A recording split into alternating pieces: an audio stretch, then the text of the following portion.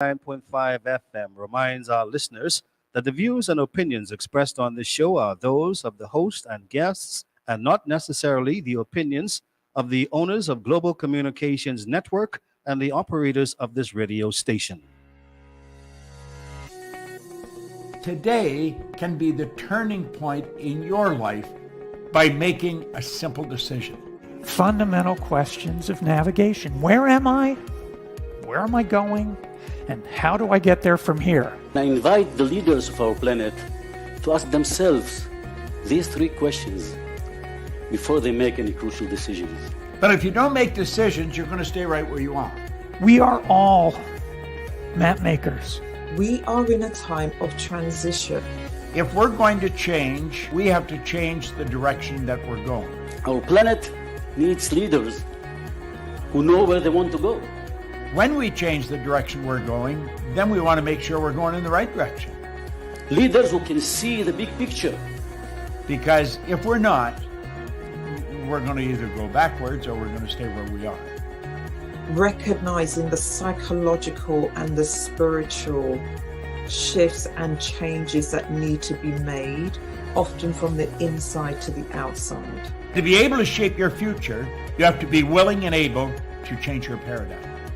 Complex journeys require navigation. The path to the truth is one such journey. This is your GPS. Hairstyling services provided by J.D. Edwards Salon and Spa, Palmdale Shopping Plaza, Madera Street. Accessories provided by Chevette Williamson Jewelry. Standout jewelry for standout women.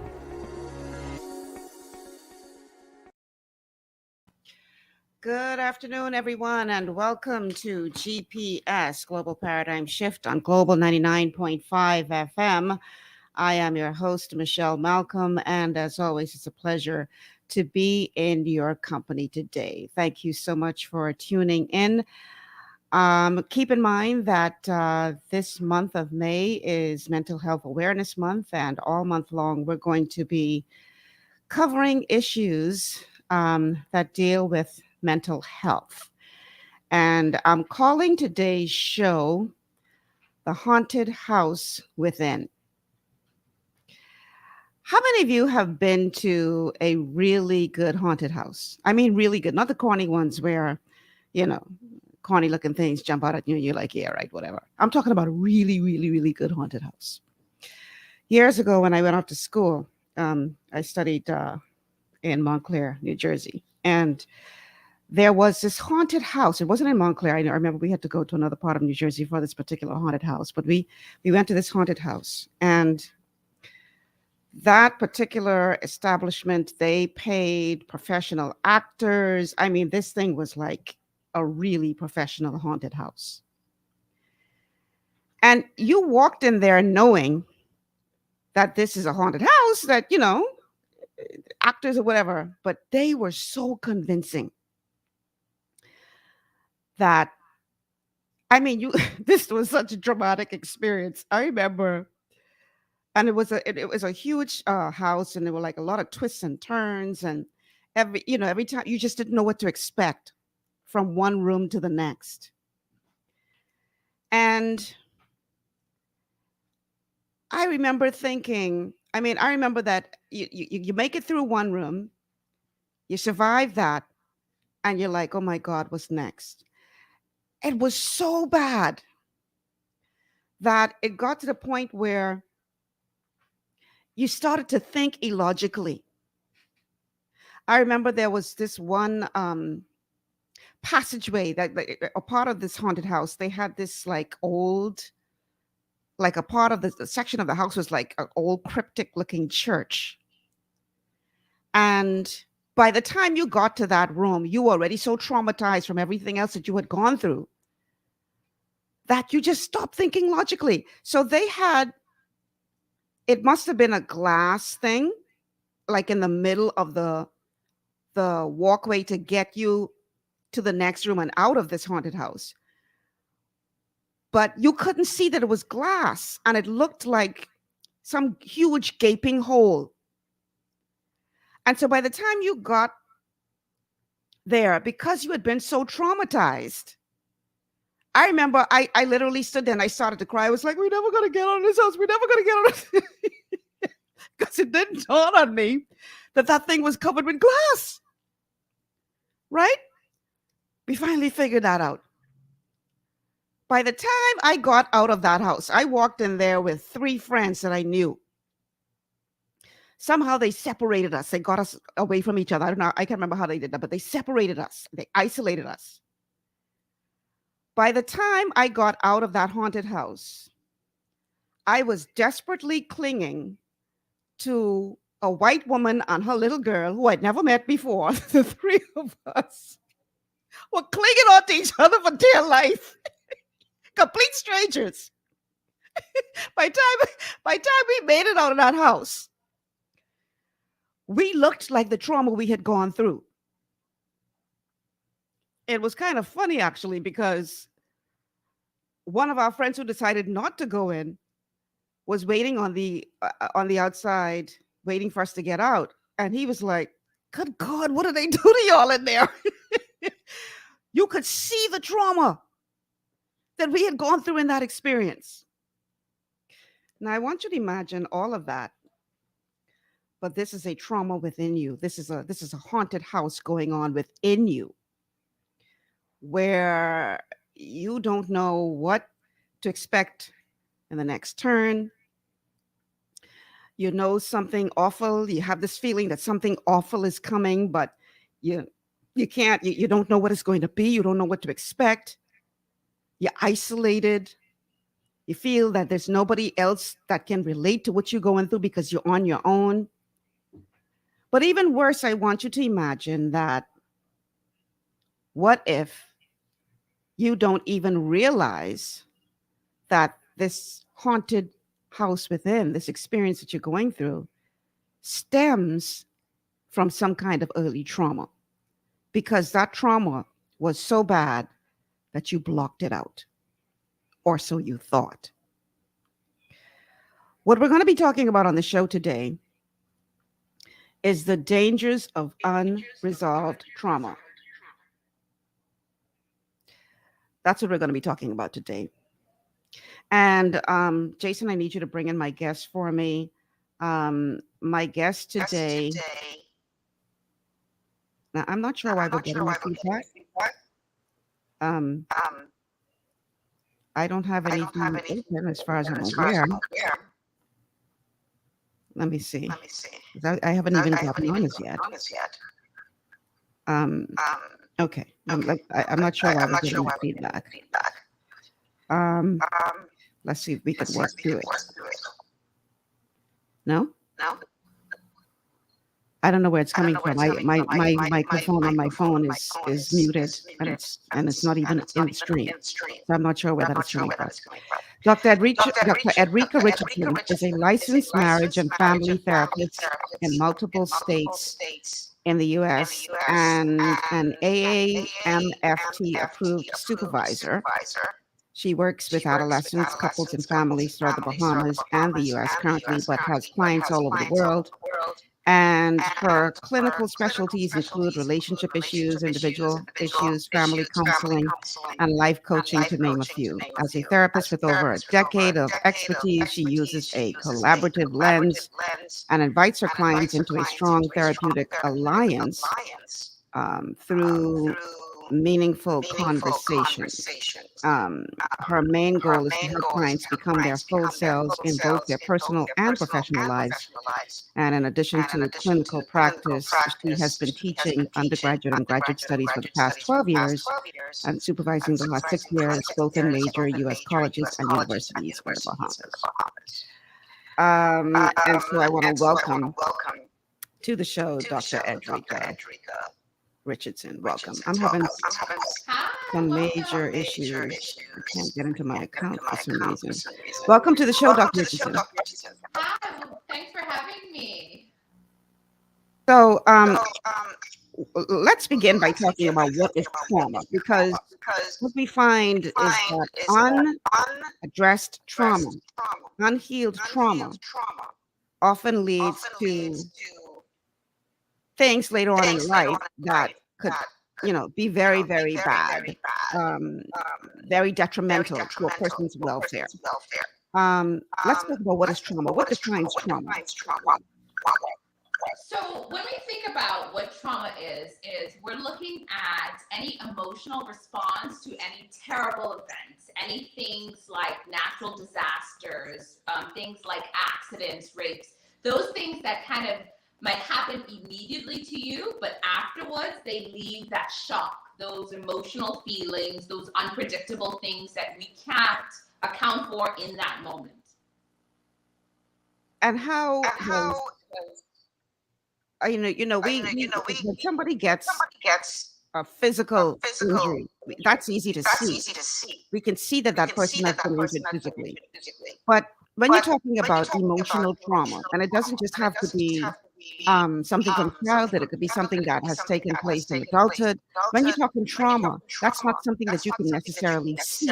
So how are we able to identify that we are in fact being impacted by trauma? One of the easiest ways I would tell somebody to look at it is that those things you can't shake off, those thoughts that you can't get away from, those when you're around somebody who might have been the result of the person doing the trauma to you, you're not comfortable with them.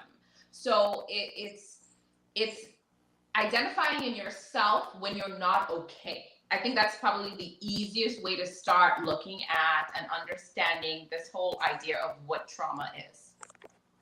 Do you think that part of the problems that we see in our society today are a result of unresolved trauma? I remember Dr. David Allen saying that a lot of our young people, for instance, are suffering from PTSD, which you only often associate with persons who have gone through a war. Do you think this is a major part of our problem in our society? I definitely think it is. I think it is the fact that also we don't, just like we're having this conversation now, we don't know what to identify those feelings as. And when we don't have a name to give some of the things we're going through, we sometimes just try to put them to the side or try to imagine that they're not happening to us. But anything you can't shake that keeps coming back up for you is some type of trauma-based response. And so it doesn't have to be this huge epic event. We know that before anything like having PTSD, which is post-traumatic stress disorder from prolonged trauma, people have now what we call acute stress disorder, right? Which happens initially within that first 30 days of the thing happening. And for a lot of people, it does not have to be something great anymore. Some people have not gotten back into cars anymore because they got into their first fender bender, right? So they experienced some level of trauma from that, from just that shock and awe maybe at that moment. And so we need to not catastrophize what we think trauma is. What do you mean by that? Break that down. In other words, it's different for everybody.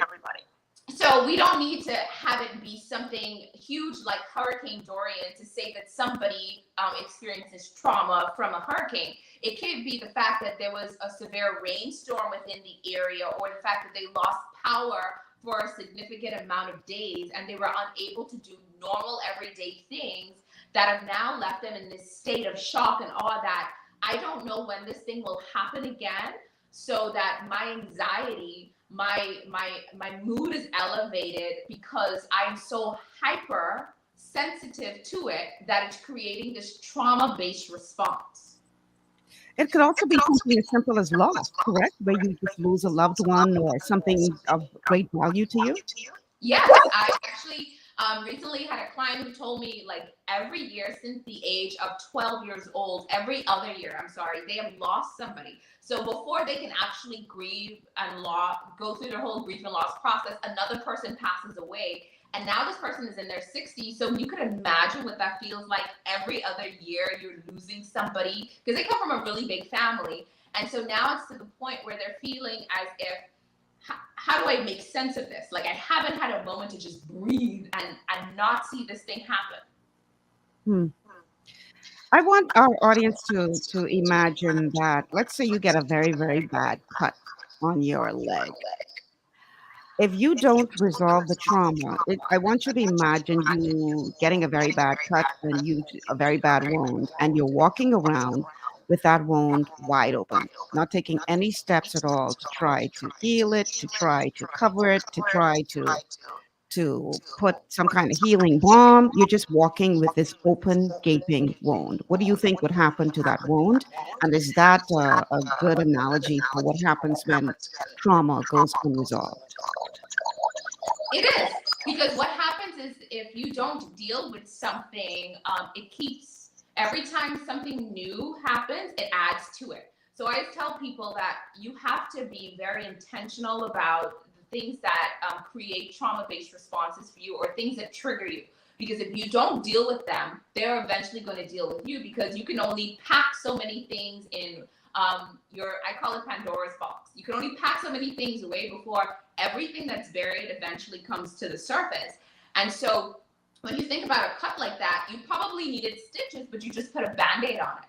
And after a while, Band-Aids, right, they lose their adhesiveness, and eventually you have to put another one on. And eventually the cuts get so big that you can't put just a Band-Aid on it anymore. You actually have to deal with it. And that's what trauma is like.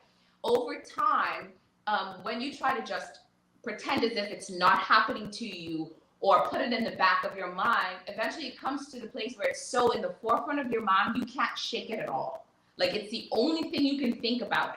And people always ask, well, how do people get to places of having mental breakdowns? It's because a lot of times they are not dealing with some unresolved trauma, and eventually the body and the mind can't mask it anymore.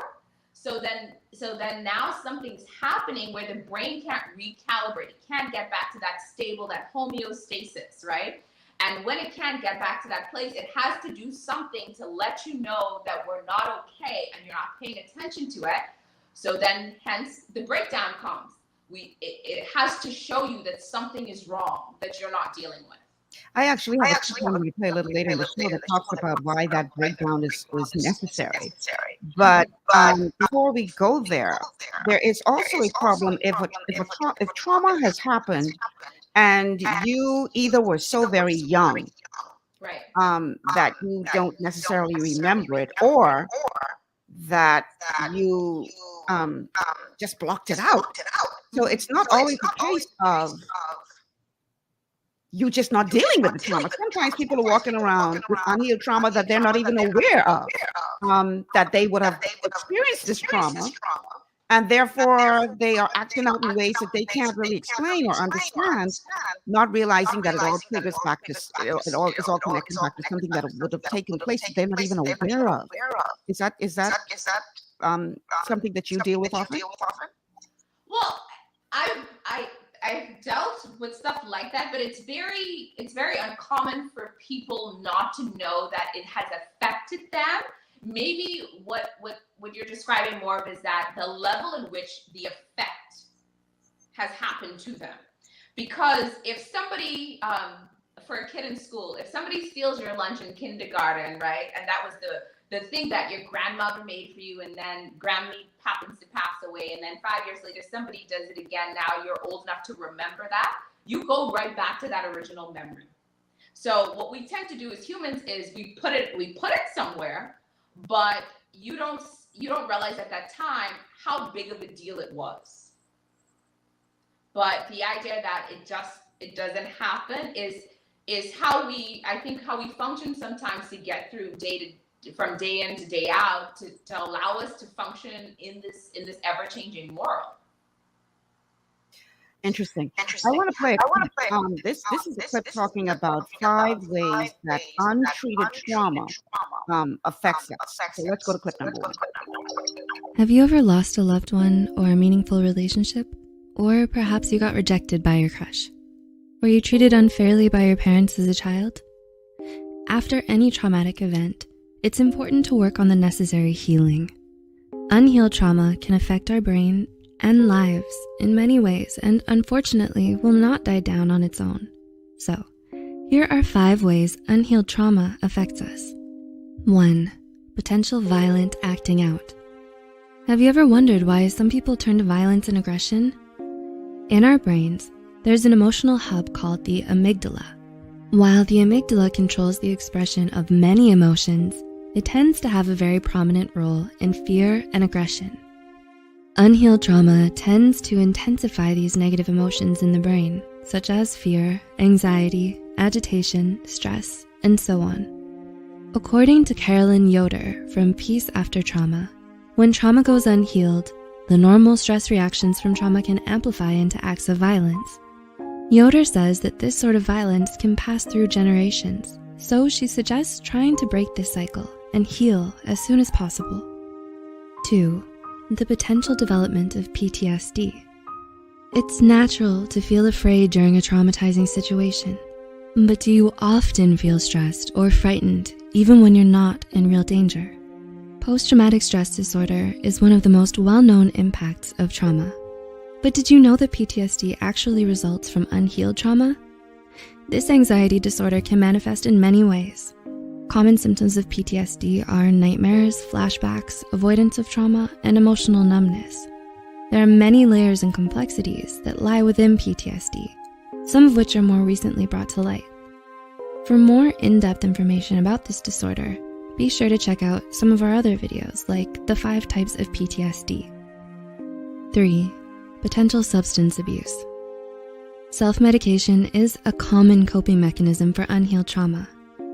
Unhealed trauma makes our stress reactions even more debilitating and can lead to substance abuse. People turn to drugs or alcohol for many different reasons. Commonly cited ones are attempts to displace emotions and avoid the constant impact of trauma. Substance abuse is dangerous and can quickly become an addiction. If you're suffering from substance abuse or unhealed trauma, the effective ways to combat them are cognitive behavioral therapy and treatment programs. 4. Unhealed trauma has more adverse effects on highly sensitive people. Highly sensitive people, also known as HSPs, have the tendency to feel everything more intensely, the good, the bad, and everything in between. When it comes to trauma, this tendency unfortunately still applies. According to Brooke Nielsen from Highly Sensitive Refuge, the characteristics of the highly sensitive brain can be intensified by unhealed trauma. Examples are traits such as emotional reactivity and anxiety. If you are an HSP struggling with the effects of unhealed trauma, please remember to be kind to yourself.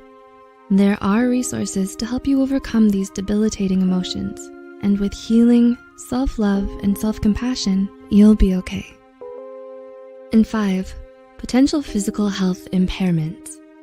Did you know that trauma affects the body as well as the mind? According to a study done by Harvard Health, many people experience behavioral and physical changes like overeating, more adrenaline production, and even more inflammation due to unhealed trauma. This makes them more susceptible to a number of somatic diseases and disorders, such as cancer, diabetes, obesity, and stroke. In order to avoid these susceptibilities, it's important to try to get the help and heal from the past trauma. So I thought that video was really good because it really brought out the point that when you're talking about trauma that manifests itself later in life, this is not something that just affects you mentally, but can also impact your physical health as well. And I've come across articles that talked about how persons kept going to the doctor, say for lower back pain, and the doctors couldn't find anything wrong with them physically, and finally referred them to someone who could help them uncover any past trauma that they may have had in their lives as children or otherwise that could possibly be leading to that particular pain. And we see now where science is starting to understand now the connection between mental health and your physical health as well. So what kind of advice do you give to clients who may be going through something physically as a result of some unhealed, unaddressed trauma? So what you're talking about is, we call it psychosomatic, right? So when the psycho being mental and soma being body. So when the mind and the body react. And so what people then experience is this idea that they have a physical pain that is kind of showing up that's really a mental pain. And because sometimes, like I said before, we will recognize the physical thing that goes wrong with us, and we'll ignore the things that are happening to us mentally. So then what the brain will do is it's almost like it will jolt you to say, okay, you have a tummy ache or you have a headache, because you'll notice that, but you won't necessarily notice what happened right before that might have been that trigger. And so it will keep doing that to get you to pay attention. So, because a lot of us won't pay attention to what's happening, and it becomes this psychosomatic thing. So you go to the doctor to see what's wrong, and then they will say to you, well, physically there's nothing wrong with your body. It has to originate probably in your mind. And that happens it's a very common thing that happens, especially you see it mentioned in the video, things like anxiety, things like depression. And it'll even show up for people who, as soon as they get a bug bite, they think that something has gone immensely wrong with their body. And so one of the things I try to tell people when coping with trauma is first identifying that there is something out there that you are being triggered by. That's the first thing you have to do. You have to acknowledge that this thing is happening to you. Once then you've acknowledged that this thing is happening, we have to identify what it is. Because after you know something is happening, then we have to give it a name. So we then name it so that we can figure out how exactly that we want to treat it. Like if it's something like you get anxious every time you go into a new space. And we're seeing that as a trauma-based response right now to COVID. There are a lot of people now entering spaces again who have a lot of increased social anxiety. So what we might then want to work on is slowing down those automatic thoughts that will happen every time you think about, not even getting there yet, think about going into a new space. So after you start to slow down those automatic thoughts, then we'll probably go into looking at some relaxation training techniques. Something as simple as there is a technique called 4-6-8, where you breathe in for 4 seconds, you hold it for 6 seconds, and then you let it out for 8 seconds. All of those things kind of help with what we call attunement, body and mind alignment. And so those are just a couple things that people can do when it comes to trauma. They can also journal about it. Journaling is huge because it allows your mind to get a rest and get it from your mind onto paper. And people have to understand how just writing something out just is cathartic. It's a release of that information.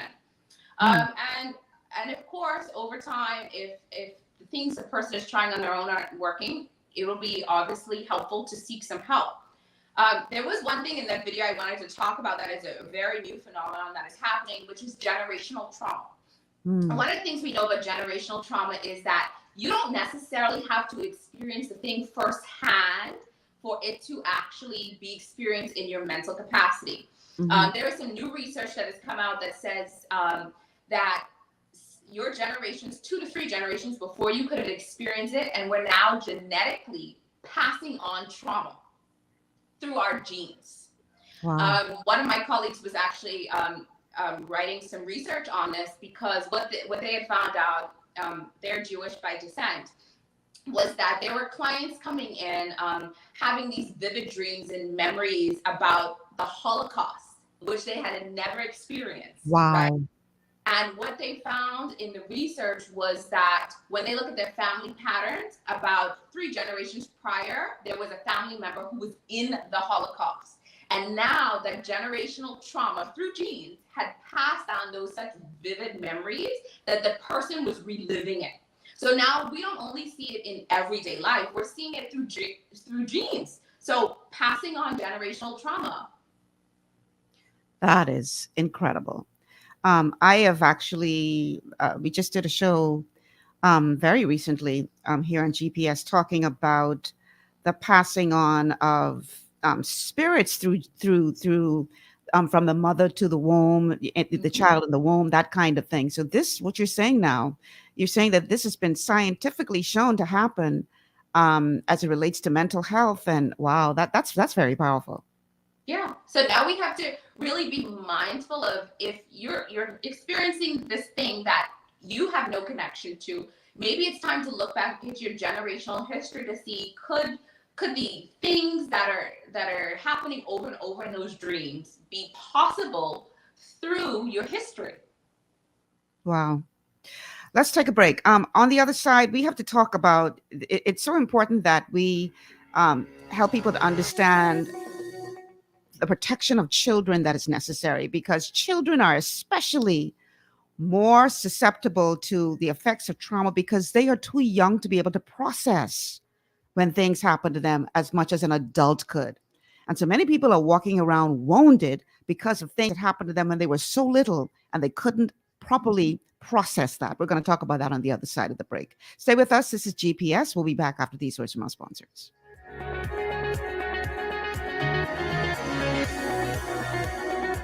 Understanding your microbiome, also known as your gut ecosystem, can change everything you thought you knew about nutrition, digestion, immunity, and metabolism.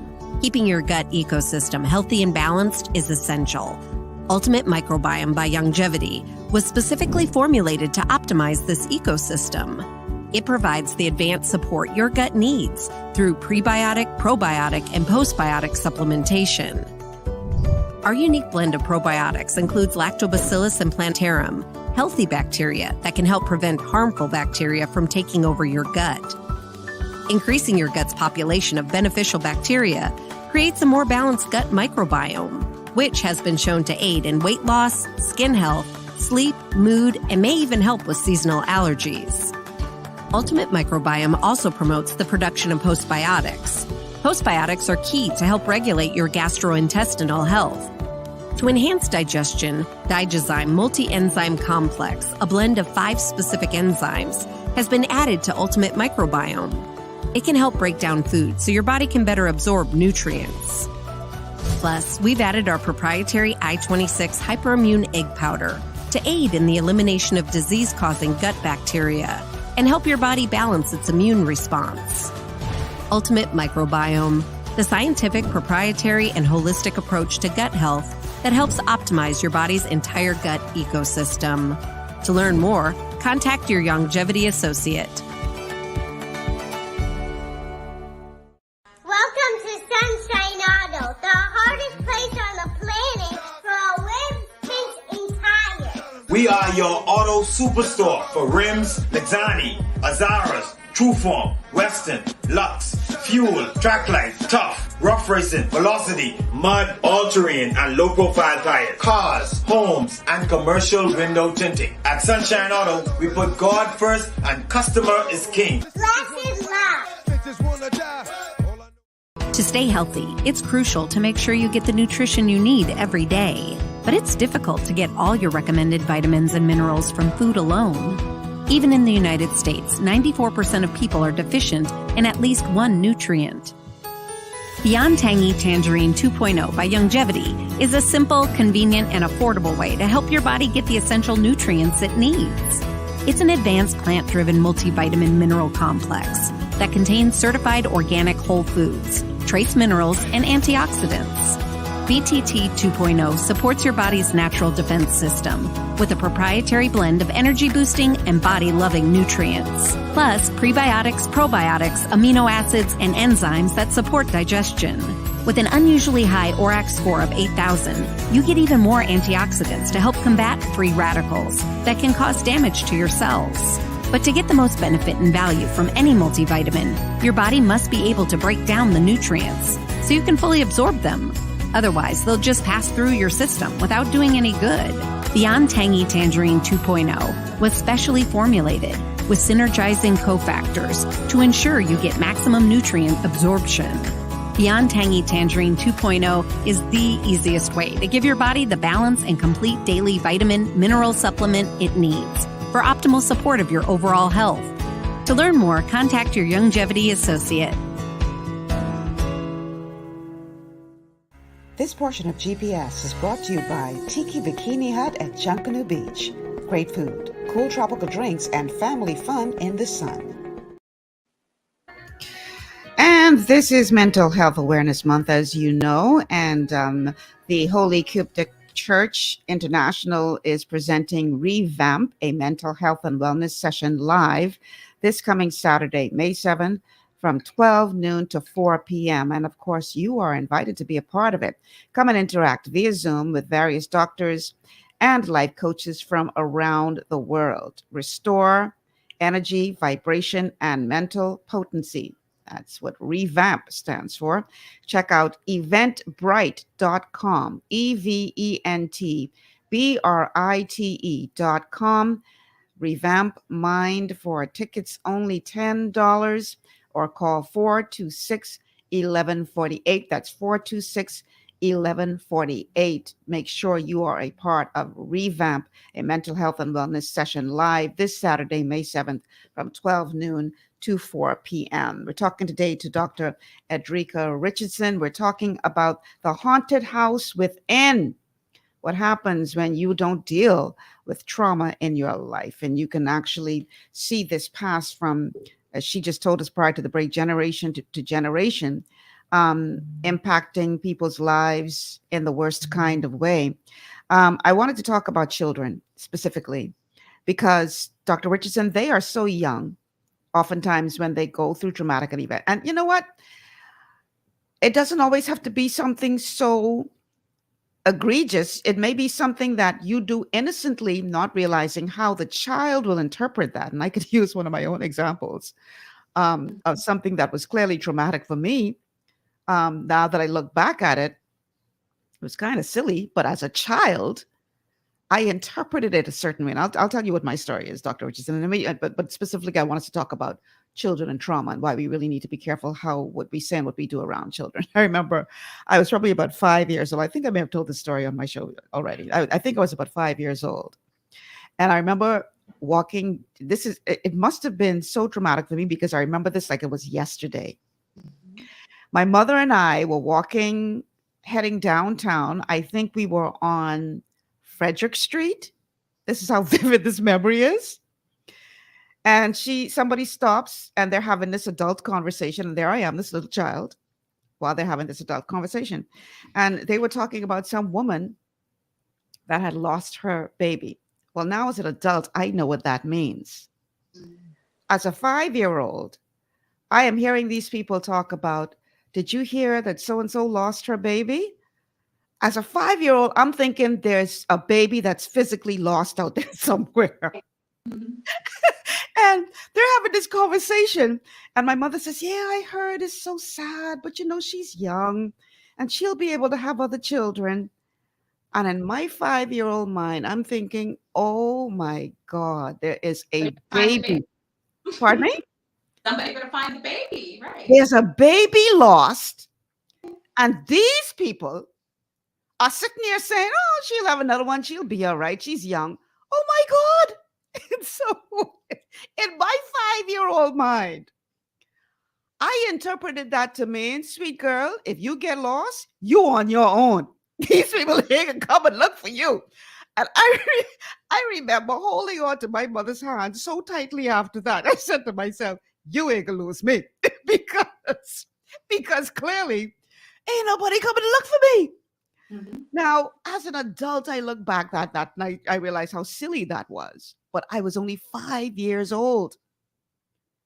And unfortunately, I didn't think to ask my mother about that.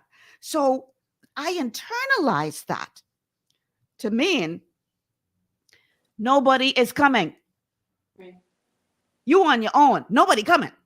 Mm-hmm. So we have to be so careful what we say and do in the presence of children, because children don't have the capacity to understand and process things the way adults can. And this is something, if the wrong thing is said or done in their presence, that could scar them for life. It could be something that you don't even think twice about. So how important is it for, and I'm not saying that I was scarred for life, by the way, I'm just saying, how important is it for people to understand that when you're talking about these little human beings, you have to really treat them with so much more care, because they don't have the capacity at that young age to handle your rejection, to handle you shouting at them, to handle you calling them names or whatever it is. How important is that? It's immensely important. It's the biggest thing you can do as a parent to pay attention to is how are they making sense of the world, and your job is to help them make sense of the world. But if the only thing that they understand from you is that every time they come to you with something or they're around you, they're getting this tense feeling, or they're getting yelled at, or they're getting reprimanded for something, then who else are they going to figure out and navigate through this ever-changing world? This is why there are laws in place that say that kids should not be in situations where there's abuse and neglect happening in a household. People have to understand that the reason that is because of the trauma effects we know that has been researched and found out that even if a child is in the other room, that they will still have the same effects as if it was in their face. So when you're thinking about having the next explosion with your partner, or y'all are getting into this physical thing, now what so their brains at this point are absorbing this information, and now they're absorbing that and making sense of it on their own. And the reason we don't want that to happen is because kids who are like witnesses of abuse and neglect throughout early childhood, they experience that as love. And so when they grow up, they then determine that that is what love looks like. And so you see them repeating that same cycle and getting into those intimate partner violent relationships, because they assume and they associate that with, well, that's what mommy and daddy used to do, or what daddy and his girlfriend, and mommy and his girlfriend used to do. So we assume that that's what relationships are like, and relationships are supposed to feel like. And so we really have to understand that in an undeveloped brain, and that's what they are. Your brain is developing up until the age of about, the latest research said about 21 years old. That anything that is happening is now being mapped in your mind as some idea of what things should be and what things should look like. And if nobody's coming behind you and saying, you know what, people yelling at you, people talking down to you are things that should not happen, then people associate that and identify that with their idea and their perception of the world. So we have to be very, very careful of the things that happen to the undeveloped brain, especially to those children. The younger they are, we know that I have memories too of things I remember that happened to me, very distinct memories of things that happened that when I look back at it, you can't shake them. They are part of who you are. But now what I do as an adult is go back and say, okay, what was happening then? How do I make sense of that now? And how do I make sure that that's not going to affect me in the future if something similar happens? Mm-hmm. Really important. So I want to make sure that people understand that when we're talking about, we mentioned a bit of it in the first portion of the show, but when we're talking about unresolved trauma, you have to understand that you could try as much as you like to sweep this thing under the rug, but eventually it's not going to be able to be contained under that rug anymore. Okay, if I use my physical body as an example, when I was much younger and used to be trying to take on the world, I would just take on so much and be going, burning the candle at both ends, just going. And eventually my body would just shut down. Mm-hmm. Because I refused to give it the rest that it needed. I refused to decompress. And so my body would say, okay, you don't want to stop? I can stop you. And I would literally just get sick. I would be shut down, and I would have to, I'd have to rest because I'm sick. And it was all because I was running myself so ragged that I wasn't giving my body the rest it needed to try to rejuvenate. Mm-hmm. Is this similar to what could happen to you from a mental perspective? If you just keep trying to cover this up and not deal with it, eventually it's going to come out anyway, and in the worst kind of way. Is that what happens when we have a breakdown? It is, and actually that's one of the main ways it comes to us to notice. What happens is our body breaks down. Because the body, I like to say, the body is a self-rejuvenating, self-healing system. And the reason we need rest is so that the body can do what it needs to do to recalibrate, get you back and ready for the next day. So if you're overworking the system constantly, where your brain is not off, like I even tell people, when you go to sleep in the night, turn everything off, because you don't think about it, but what your body is doing while the TV's on while you're sleeping, it's still working, because it needs to process the things that are happening around you. So you want to shut things off so your body can shut off and do what it needs to do. And so we have to understand that if you don't deal with it, it will deal with you. And usually it first comes out as some form of physical something, so you could try to notice. And when that's not working enough, then it gets a little bit more extreme. It gets to something, it may develop into some form of what we call psychosis, or some hallucinations or delusions, or even just a complete depressive breakdown. All of those things are possible because the body's trying to get you where that we're not okay. Something needs to happen. Something needs to be paid attention to. And so we must pay attention. In the video, it said it as well. And I tell people this all the time. When you physically break down, that's one thing. But when it's mental and physical, there's a longer recovery process with that. Because the physical usually is a sign to let you know that you probably reached some point of burnout. And we do it all the time. We live in a culture now where it says constantly be on, constantly be doing something. But if we don't take the rest we need, then our body will do it for us. Mm-hmm. We will get sick. Think about it like this. You can be fine, healthy today, running around, not around anyone who's sick, but tomorrow you wake up with a head cold, right? And you're trying to figure out, where did I get that head cold from? So that is your body's way of letting you know that you're not getting enough rest for it to do what it needs to do. So it's trying to give you a little warning sign. Something is happening with us. We need to pay more attention. We have a caller on the line. Let's go to the phone lines. Carlo, welcome to GPS. Good day, Michelle. Hi. Good day to your Dr. Guest. Hi. Such a timely show, Michelle. Thank you. Michelle, this is like the taboo show you bring on today, and it's a very important show. It's a show like when you mentioned earlier, you said that when you heard about your mother and the ladies were talking about, well, someone lost a child, and you wondered where the child was, and why they wouldn't look for it. And nobody looking for this baby. See, and that's a good analogy of what happens when children are going through any kind of abuse by parents, by people around them. No one is listening. You can't talk to nobody. Anyone you talk to, deaf ears. Mm-hmm. And you know what? I can speak on my own, at least what happened to me, right? Mm-hmm. And it's like, it still happens today, okay? And I'm an adult, okay? And it's sad because, I mean, like, you talk about the missing baby, right? How about getting a phone call to be naked on the bed to get beaten? Mm. Huh?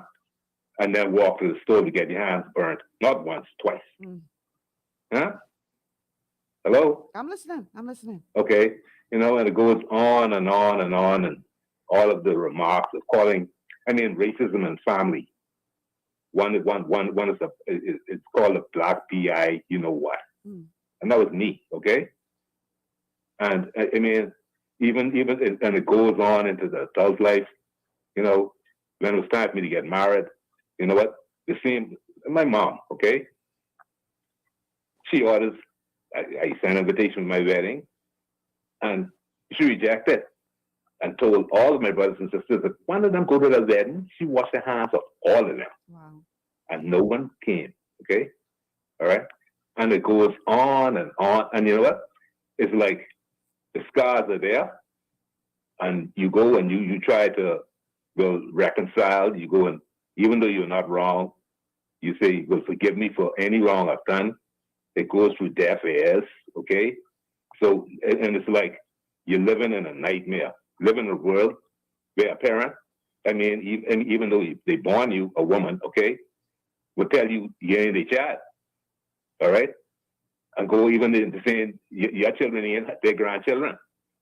See, and so many days, and people, there are a whole lot of people who walk around who will not say these scars that their mother, their daddy, and whoever did to them, because of other family members may feel a certain way. We can't talk family business. But you know what? It takes a strong person, and I call myself strong because you know why? As a child, I was violent as a child, okay? And you know what? I say, you know what? I'm not gonna harm anybody because as a person, right? I'm very good at my hands. Okay, artistic every single day, musical every single day, right? And it's like I say, you know what? Me as a child, I made up my mind like the age of about 8, 9. Okay, because when I go to school, when I see any fat girl, any fat person, automatically I don't like them because fat, something wrong with fat. Okay, but then I had to change that because the thoughts in my head was like elimination. And I said, as a child, I make this decision in my mind to say, okay, if I eliminate people, who will be around? Nobody. So it didn't make no sense. And I made a decision to say, you know what? I will never fight or harm anybody. And I lived that. Okay? And you know what? I even go as far as what abuse happened to me as a child, right? I sat down and cried when my mom, like, she had this march job to go to the general march of a hotel, right? And you know what? For me to go, when she came home, she made an announcement, all the kids, she got to see Luthra, okay? And I said, in my mind, I went in the backyard because I didn't want to go because I know what I had to go through. But I got a special call to come there to see her. And then I walked to her. She looked at me and look here. Hello? Yeah, we're listening. Yeah. Start pinching, punching, slapping, and telling me, you know, I am carrying you to Ilucho. You know, them kind of pinch when you're taking it, you bring your hand hard because there's nothing to grab. How old were you at the time? Right. How old were you at the time? At that time, I was 12 and a half years old. Wow. Basically 13, right? But you know what? And then, you know what? I mean, the punching and the slapping and the telling them not to share colors, you know, because you got to be different. You know what all of us are different. Huh? You know what happens sometimes, caller? And I don't know if this is the case in your situation, but this is my case. No, but no. Let me finish because we need to. The doctor only has an hour on the show, so we gotta use the time wisely. But what happens sometimes is that, and I'm not saying that this is your case, but what happens sometimes is that a woman will get pregnant, and something goes terribly wrong in the relationship with the father. And she resents the child as a result. Exactly. You're right with that. And takes it out on the child. Exactly. Because you know what? It's like my father had 3 kids, right?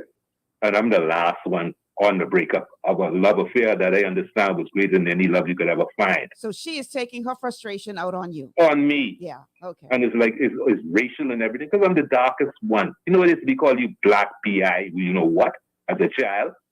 And every time it comes to beating, I'm not the oldest one. But my name calling voice every time, and no matter who do what wrong, I got to be on the list. Okay. And I always to myself. So let's because the doctor only has an hour. Okay. So our time is winding down. Let's. Yeah. Okay, Michelle. But you know my irony is right. You know my irony is today as an adult and seeing what happened as a child and seeing like the say, well, if it's ordered to be in a family business, we have family business and all, right? And it's all to me, it's all a lie because you know what? How is it that you could jump this one and jump that one and jump this one. Even when it comes to going off to school, the university, you send in the girls. Okay. I see what's going on. I can close right now, right? You know, I see what's going on, right? And when I see these feminist groups and whatever come forth and speak about the women and children, it's a dangerous precedent, man. I'm telling you here, because guess what? Some of the things that happen with children under the banner of woman without man, they say stand up for the child. It wasn't my grandma. They'd probably be dead. You know what I'm saying? But when it comes right down to it, when I see these groups, advocacy groups that come out there under this broad banner of feminism and things like that, and to try to keep family from what it's supposed to be, you know, I be like, it has taken me because I don't know what I've been through as a child and thing under the banner of woman. A woman to just do whatever they want to do because they born you and you have to respect them. And respect them and what they do. Continue to do like that. God. So one thing I want to say, Colin, I got to let you go because I've given you quite a bit of time and my time is running out with the doctor. But one thing I want to say is that your perspective is based on your history. And many of the women that you talk about, their perspective is based on their history. Yes, exactly. So we can't, in the same way that they should not brush everybody with the same stick, neither should you, because your experience. Michelle, I'm not brushing anybody, right? No, but you understand what I'm saying. But I gotta let you go though, because all I'm saying is that guess what? people out there they even ain't listening to, but they'll go with a woman, whatever woman is, because I'm a man and they ain't listen. That's nice thing, but you know what? Under the banner of men, boys will become men, okay? And they happen to fall under children. What happened to them after they turn into men? They're abandoned by the women who say they're looking for the children. That's the irony. Okay. Thank you very much. Thank you so much for calling. So real quick, Dr. Richardson, because I know you only have an hour, and then I'm going to continue the show, you know, on the other side, but I know you can only give me an hour a day. Where can people go for help? Because not everybody can afford to go hire a therapist or to you know. So for the general person who doesn't have access, is there any kind of public program? Where can people go to get help if they think they may be suffering from unresolved trauma? Yes, so there is the outpatient facility that the government has, which is called the CCAC, the Community Counseling and Assessment Center. It's right, I'm horrible with directions, but it's right up the road from Doctors Hospital on, I think that's Collins Avenue. And that is a free outpatient public place where you can get psychological and psychiatric services. You can obviously go to Sandilands, which is another place. I know it has a huge stigma behind it, but it is our local facilities, and there are many trained professionals there who are going to help you. I know there are also, like you mentioned, Dr. Allen before, I know he's still, they run some programs like at the Crisis Center and some other places that are some free entities as well. And like the programs you mentioned, I know Mental Health Awareness Month, there are a lot of free programs that are going to be ran either virtually or in person throughout the community. You want to take heed at one of these events. I know a lot of companies right now are incorporating a lot of mental health professionals and giving either webinars or coming in for talks. So those are entities. And a lot of you have insurance. What a lot of people don't realize that a lot of insurance has access to mental health coverage. Most people aren't aware of that. They only think of it for medical coverage. And so you want to check with your plans because it may be as simple as paying a copay, or for some people, it could be completely covered under their plan premium. So I would encourage you to look at all those resources. But I just want to share a couple quick tips too for those people if you are trying to deal with some trauma on your own and you can't yet get to some professional. You want to know that one of the first things you must do is face your feelings. Face the fact that this thing has happened to you and not avoid thinking about it. Like I said, write it down, get all the information out. So it's just not sitting and what we call ruminating in your mind. You're thinking over and over about it. What that may do for you is start to release it from your mind as well as your body so that you can actually start to deal and process with it. Then the other thing you can do is you want to be intentional about prioritizing and practicing some self-care.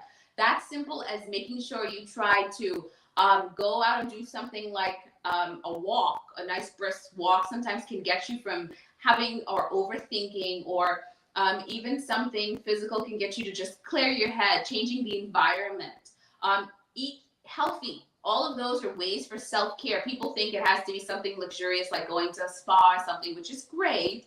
But there are some free physical things you can do, getting a good night's sleep. All of those things are prioritizing self-care.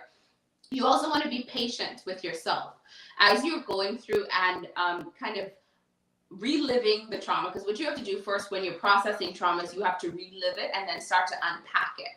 Once you're going through that, you need to be patient with yourself so that you can get to a place where you feel good about how you're handling it now, understanding what those triggers are and what things you're not going to do in the future going forward, but also being able to share that with your loved ones. Those can be also a sign of support. Having to lean on your loved ones, who the ones you know in your life that you really can count on. They can help shield you from some trauma stuff, but they can also be there to be a sounding board for you at times. So those are just a couple quick tips you can do. But again, we have a lot of local resources, and we also have the mental health hotlines that are still being ran by the Bahama Psychological Association. And those are free access lines for people dealing with any type of, who need some mental health support right now. Thank you so much. One thing you said real quick, and I'll let you go because I know you can only give us this first hour, but one of the things that you said, and I think this is one of the reasons why many people are afraid to deal with their unhealed trauma is because you have to face it first. Mm-hmm. You have to unpack it. You have Yeah. to relive it in some ways in order to address it. And that, I would think, could be very, very unsettling. Yeah, it can be, but the point of doing that is that when you're going through it this time, you're going to heal from it and do it properly. And this may be, if you start to do it on your own, you realize it's too much to do by yourself. This is when you definitely want to reach out to a professional to help you navigate through that process of change. Mhm. Because on the other side of that is healing. And that's what the goal is. So that you feel healed and whole again. Because one thing trauma does, it's like having, like you said at the beginning, having an open wound that you just can't close. It won't heal. And so what you want to do is, even though that sounds a bit scary, what's scarier is living with that constant trauma for the rest of your life. And I don't think anybody wants to do that. So I would encourage anybody who needs to start to work on and start to heal from your trauma. It starts with you. Make the decision today that in this month of mental health awareness, you're going to do everything you can to work on you and live the best version of your life. Because here's another way to think about it. If you don't heal from that trauma, you've now allowed that trauma to control the rest of your life. And none of us like our lives to be controlled by anybody else. So make sure to take hold of your life and live the life you want by healing and living the best version of it. Excellent advice. Because here's the real deal, and then we're going to take a break. Oftentimes, people who are dealing with unresolved trauma and have this haunted house within, they then start to not just self-harm, but harm others around them.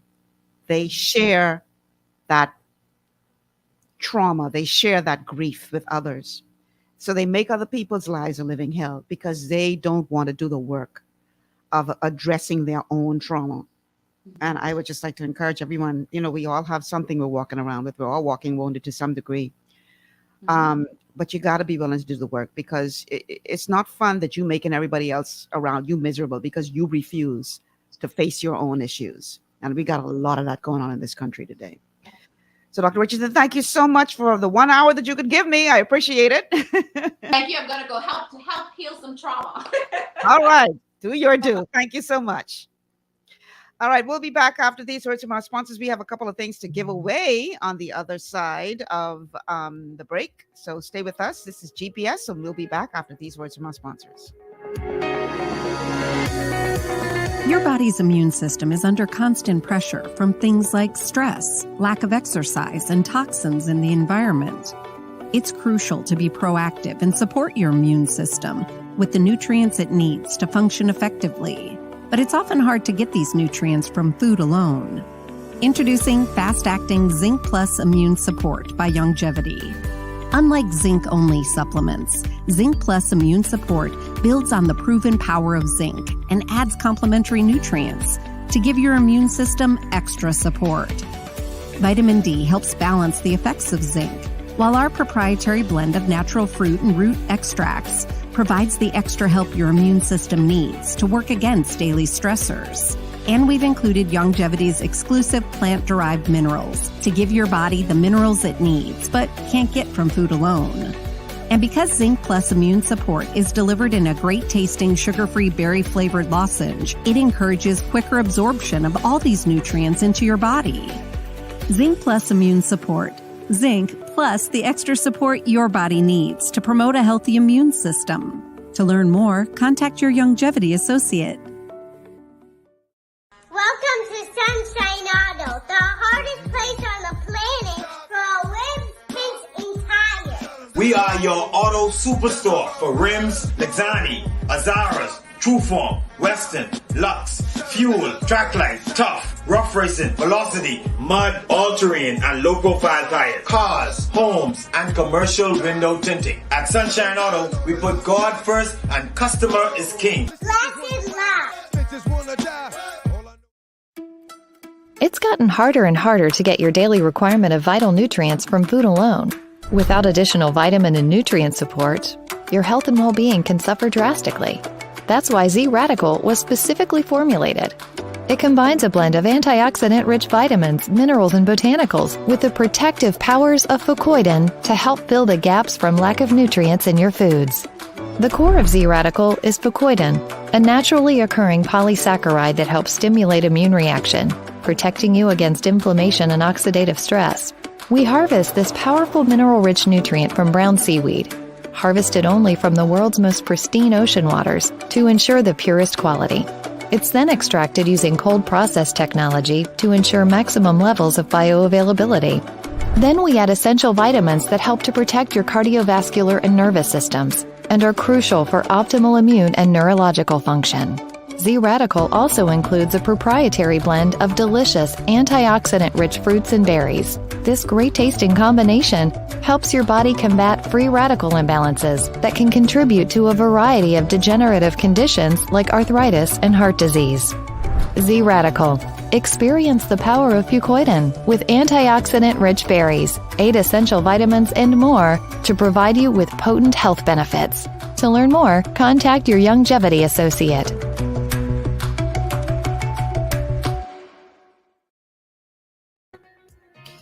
Welcome back to GPS, Global Paradigm Shift on Global 99.5 FM. I'm your host, Michelle Malcolm, and in a few minutes, we're going to be joined by the Limitless Life Coach, Simone Bowe, as we talk about the haunted house within, the importance of dealing with unresolved trauma. The telephone numbers to call if you have a question or comment are 3260271, 3260271, 3260271, or our WhatsApp line is 824-9952.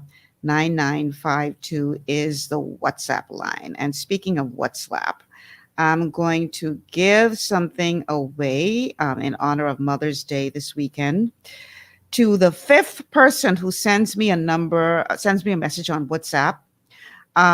The telephone number again, 824-9952, 824-9952. We're going to give away, just for Mother's Day, a floral arrangement courtesy of Pedal Pushers. So this will be a great opportunity for you to give the special mother in your life a beautiful floral arrangement from Pedal Pushers for the 5th person who sends me a message on WhatsApp, 824-9952. And you're not just going to send me a message, but you're going to send me a message with one of the, no, let me just go with the 5th person. The 5th person to send me a message on 824-9952, and you have to type in the message mental health awareness. And the 5th person to do so will get a floral arrangement from Pedal Pushers. Speaking of Mother's Day, it's right around the corner. And if you want to help mom spruce up her home with a new look, you ought to visit BMP Liquidation and General Merchandise Center, because they have a Mother's Day sale going on where you can get 10% off store-wide. And that's this Friday and Saturday only. They are located on Mackey Street. I can hear the phone buzzing, so people are sending in their messages. They are located on Market Street.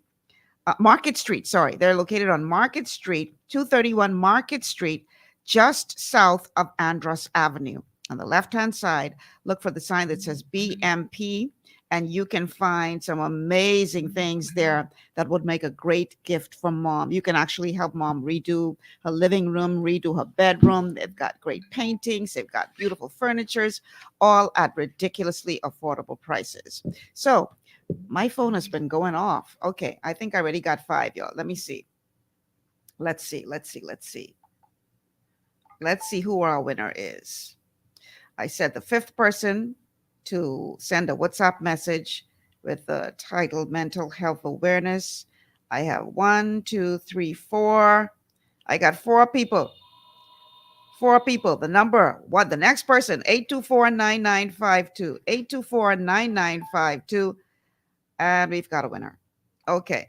So I've got a winner. Okay. So the winner is...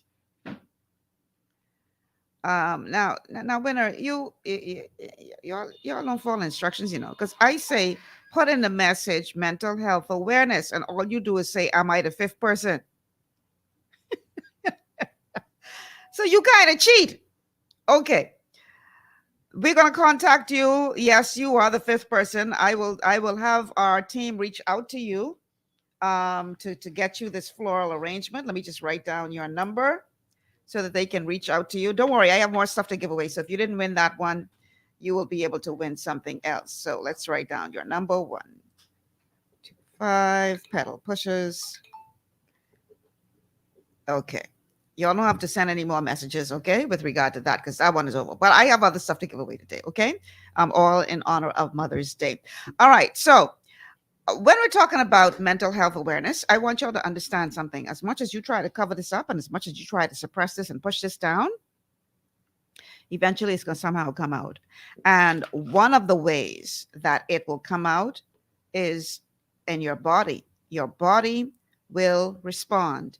If you have unresolved trauma that you are not dealing with, it is going to start to affect you physically as well, not just mentally. Jason, let's go to the next clip, please. The Body Keeps the Score is the beautiful and suggestive title of a book published in 2014 by a Dutch professor of psychiatry at Boston University called Bessel van der Kolk. The book has proved immensely significant because it emphasizes an idea that has for too long escaped psychiatrists and psychotherapists. Van der Kolk stresses that people who are suffering emotionally are unlikely to do so just in their minds.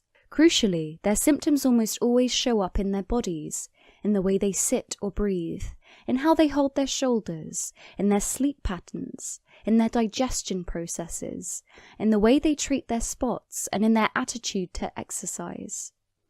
Taking the body more seriously opens up new avenues for both the diagnosis and treatment of emotional unwellness. Instead of simply seeing a person as a disembodied mind, which must talk its way to a cure, a therapist is advised to see the body as a kind of score sheet of the emotional experiences that its owner has been through, a score sheet that should be read and attended to as carefully as any mental account. To take one example, many people who have grown up having to deal with the overwhelming rage of a parent will have learnt to suppress their own anger and their desire to hit back at those who hurt them. In their minds, they will have become meek and precisely attuned to fulfilling the wishes of others, however unreasonable these might be. But as importantly, in their bodies, they will have learnt to be very still, almost frozen, because a part of them associates the expression of anything exuberant or powerful with the risk of bringing about retaliation from others. These people might sit in a particularly stiff way, or have an ingrained resistance to running that has nothing to do with laziness. What is at stake is a fear of one's own vitality. In trying to treat such people, van der Kolk goes beyond advising traditional talk therapy. He would also recommend that they try, under the supervision of a therapeutically trained teacher, kickboxing or karate, competitive running or swimming. Sports these people might long have resisted because of a cowed relationship to their strength. They might also try out rhythmically chanting or drumming, thereby additionally releasing pent-up longings to assert one's right to be. Traumatized people tend to have bodies that are either too alert, responding to every breath and touch, flinching and bristling at contact, or else too numb, shut down, heavy and immobile. Treatment seeks to find a more comfortable halfway house between these two extremes. Van der Kolk's book helps us to think anew of how to deal with people who, at the start of their lives, were not properly held, caressed and soothed, in the way that young children desperately need to be in order to feel at home in their own skin. As part of their work, van der Kolk and his team opened up a sensory integration clinic in Boston, a sort of indoor playground for children and adults, where one can get back in touch with a body that was not properly and by loving hands touched or cuddled, gently swung from side to side or hung upside down for a giggly moment. In the sensory integration clinic, under the instruction of a therapist, one might dive onto foam-filled mats, have a roll around in a ball pool, jump on a swing and balance on a beam. It sounds childlike and is meant to be, offering a serious chance to go back a step to correct a long-standing alienation. Those who were once neglected by emotionally stunted parents have often almost literally withdrawn from their bodies. They own them, but they do not properly live in them. They might be rendered deeply uncomfortable if anyone touches their shoulders or strokes their back. They might intuitively think their body was disgusting, because that's how it once seemed in the eyes of those who were meant to look after them. For such people, van der Kolk might advise a therapeutically informed massage to help rebuild a basic trust in one's skin and limbs. As he puts it, he wants the body to have experiences that deeply and viscerally contradict the helplessness, rage, or collapse that resulted from trauma. It is no doubt deeply unfortunate that a difficult past appears to give us physical as well as mental symptoms. But the body's travails can, in van der Kolk's optimistic account, also become a source of memory and evidence when our minds have otherwise seized up or fatally doubt the legitimacy of their own feelings. We can start to remember what might have happened to us by asking ourselves questions in therapy, and at the same time by taking a look at how we are sitting, how we breathe, and how we feel when someone we love proposes to hold us. Then we can hope to be healed, not only by wise arguments and kind voices, however consoling these might be, but also by dancing, swaying from side to side on a gigantic swing, chanting in unison, or, best of all, surrendering ourselves to a very long and very nourishing hug from someone we have quietly dared to trust. My hope is that you're going to get information during the show, whether it was from the first half hour with Dr. Richardson or hopefully soon we're going to be joined by Simone Bowe. I see her coming into the stream now, who is the Limitless Life Coach. Welcome, Simone, to GPS. Thank you so much for coming into the show today. We're talking today about the haunted house within. What happens when you don't deal with unresolved trauma? That is our topic today. And for the first half of the show, I had on Dr. Edricka Richardson, and we were talking about, all of the various signs and symptoms and, what happens when you just try to not address the trauma in your life and try to sweep it under the rug, and eventually it's going to start to come out somehow, some way, whether that be through, as the clip just played that was playing when you were coming in, we were talking about the physical manifestations of unresolved trauma, how it can literally affect you physically, obviously emotionally as well. You are known as the Limitless Life Coach. You teach people how to live a limitless life. And I would believe that much of the work that you do is helping people to identify the traumas of their past that may be holding them back from living a limitless life. So welcome to the show. Thank you so much for being here.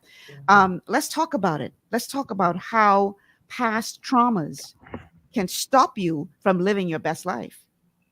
Absolutely. When we don't deal with those unresolved areas of pain in our lives, it truly can paralyze us from the rest of our life. And some professionals actually refer to it as being frozen in time.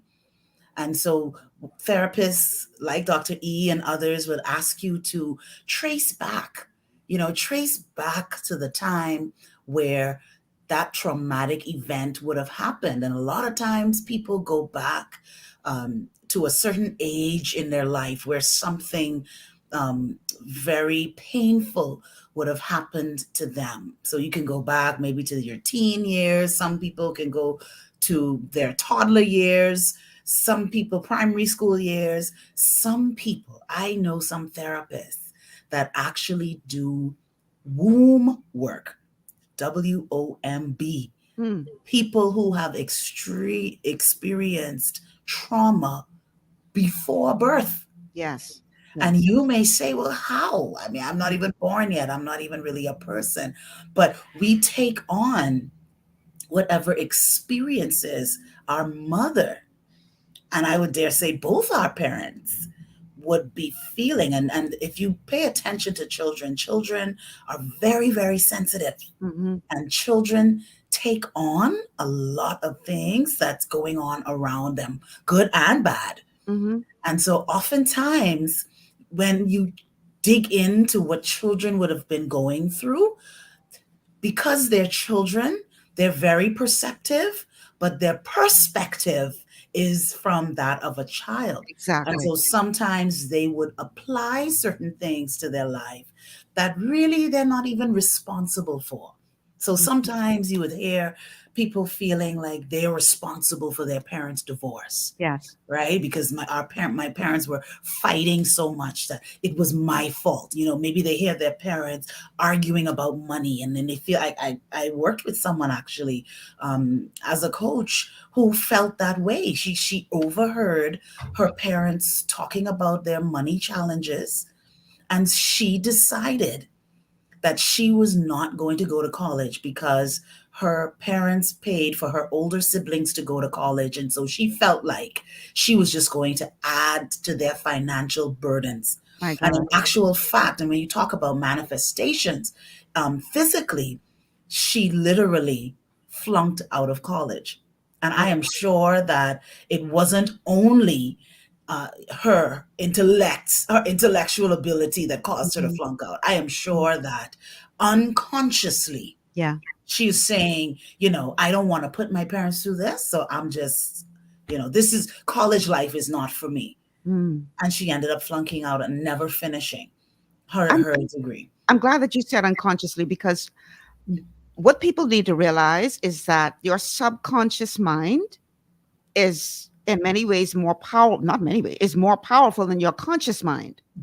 So just because you're not actively thinking about the trauma does not mean that that is not impacting you at the deepest levels because of your powerful subconscious mind, because it is the subconscious mind that really controls everything that you do. That's right. And so what I deal with when I'm talking about being limitless is really mind work. And I think that's how you and I always connect, because you're always talking about mindset. Yeah. And so we have to focus on our belief system. And that is what hinders us really from being able to move forward, being able to embrace the things that we have in our hearts to do. We sometimes just don't believe it. And so these things are they may sound cliche, but a lot of people live in that headspace, and they may not call it that. They may not identify it as that, but a lot of us are driven by what we call limiting beliefs. So you may say, well, I procrastinate, right? Procrastination is a limiting belief.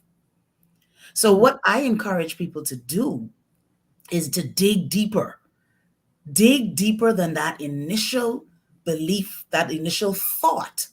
And this is why, for me, I believe in affirmations. I think they're very important to help to recondition and transform our minds into shaping and reshaping our beliefs. But we cannot do it in isolation. So affirmations, of course, are those very positive statements that affirm who we are, who we want to be, that type of thing. So people will tell you, you know, stand in the mirror and say, you know, you're beautiful. You say this, say that, whatever. But if you don't believe it, you could say those things until the cows come home, and nothing is going to change. And that's what happens. So going back to procrastination, when people are saying, you know, oh, I just procrastinate. I put it off to the last minute. I don't get inspired until that deadline right on me. And then I burn the midnight oil and I get it up. But if you dig deeper under that procrastination, most often it is a self-sabotaging behavior. Let's talk about self-sabotage, because people do it. And sometimes I'm guilty of it. People do it all the time. Yeah, because either you are afraid of failure, or you could even be afraid of success. Absolutely. Let's talk about self-sabotaging behavior. So yeah, I'm glad you said that, because when you look at procrastination and you dig into the why, why am I putting this off? Why am I delaying this? Why am I putting myself under this pressure? And I'm a horrible procrastinator. And so I would always ask myself afterward, after the adrenaline has worn off, after you've met the deadline, you say, I'll never do that again, and I want to prepare next time. I want to be more prepared and all this sort of thing. But when you self-sabotage, you are doing things, again, in the unconscious to hinder or derail your own success. Some people do it not only in career, some people do it in relationships. So you may say, I have always had bad relationships. And then you have a great person that comes along and they're doing all the right things, saying all the right things. This thing is going great. And when you self-sabotage is when you do something to cause that thing to fail. And here's why you do that. Because you are believing the traumatic experience, the message that came from that traumatic experience that told you that you are not worthy to have that good thing. That is not for you.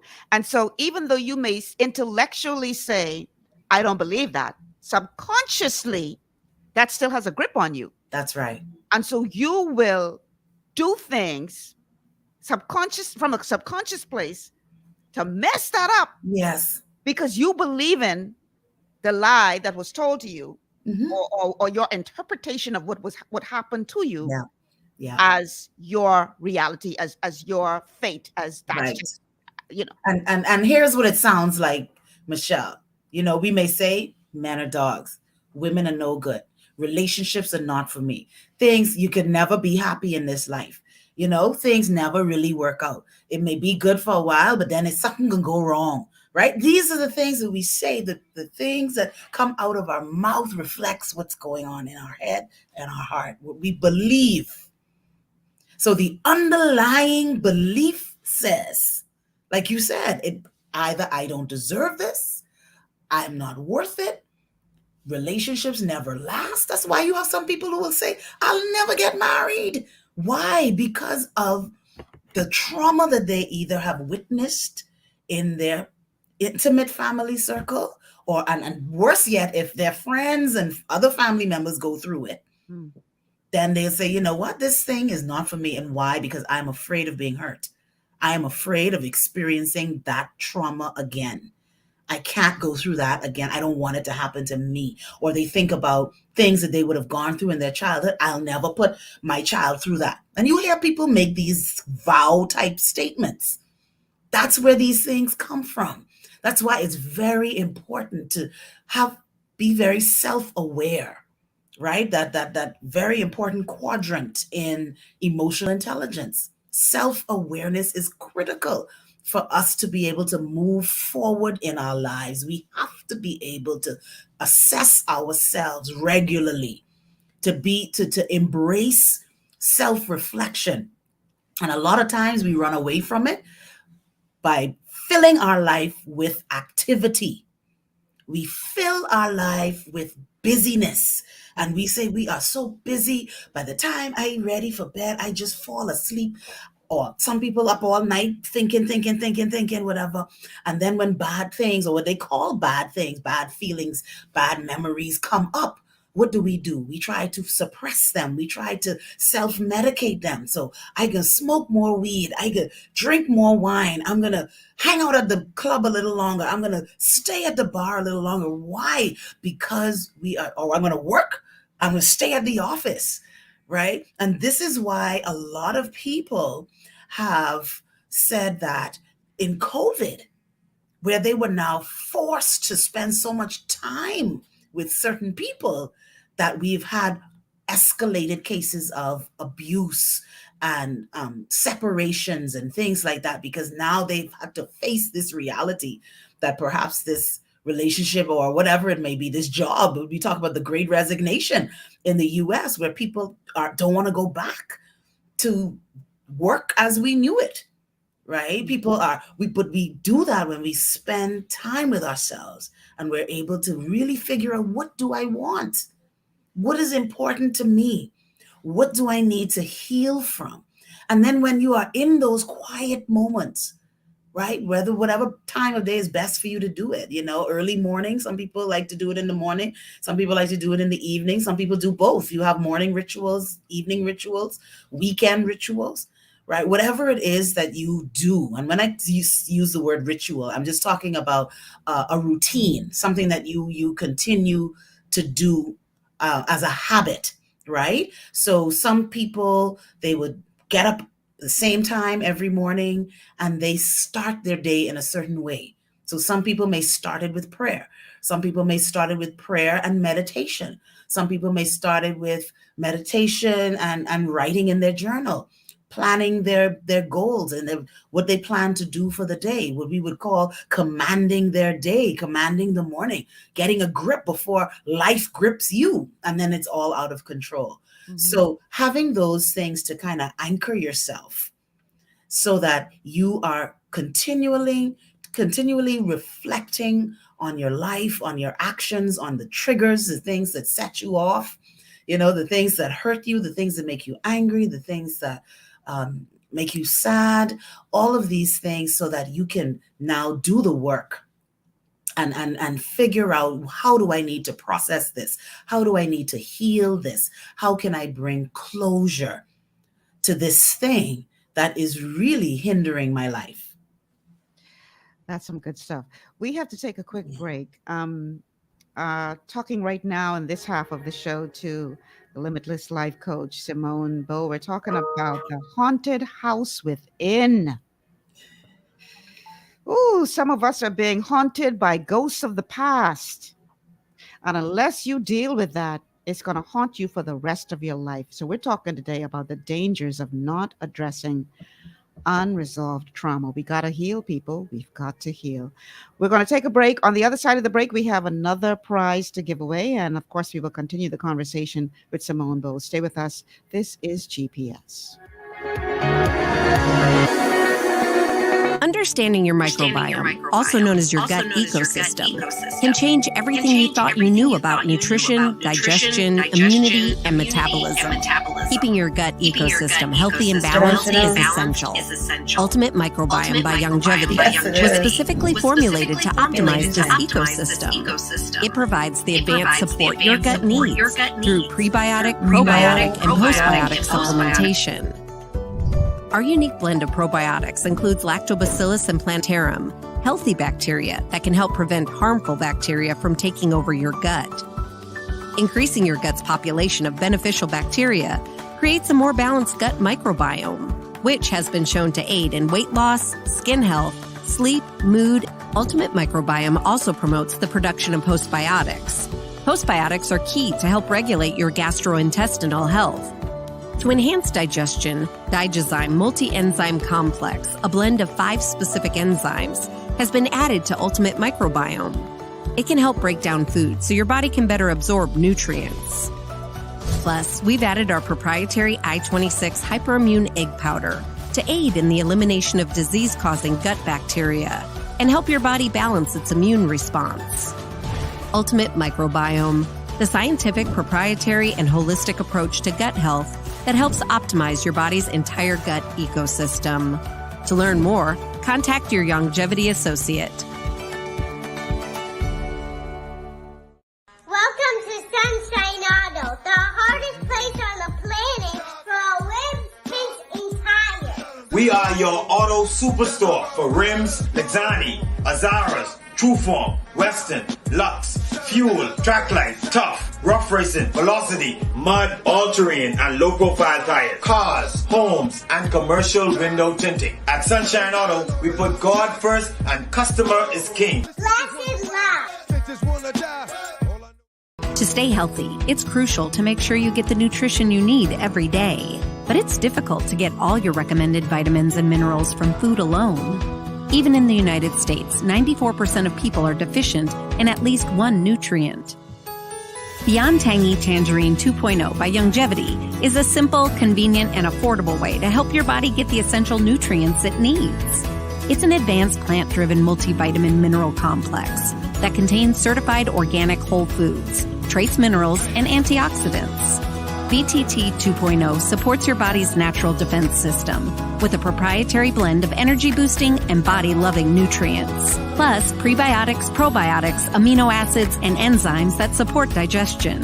With an unusually high ORAC score of 8,000, you get even more antioxidants to help combat free radicals that can cause damage to your cells. But to get the most benefit and value from any multivitamin, your body must be able to break down the nutrients so you can fully absorb them. Otherwise, they'll just pass through your system without doing any good. Beyond Tangy Tangerine 2.0 was specially formulated with synergizing cofactors to ensure you get maximum nutrient absorption. Beyond Tangy Tangerine 2.0 is the easiest way to give your body the balance and complete daily vitamin mineral supplement it needs for optimal support of your overall health.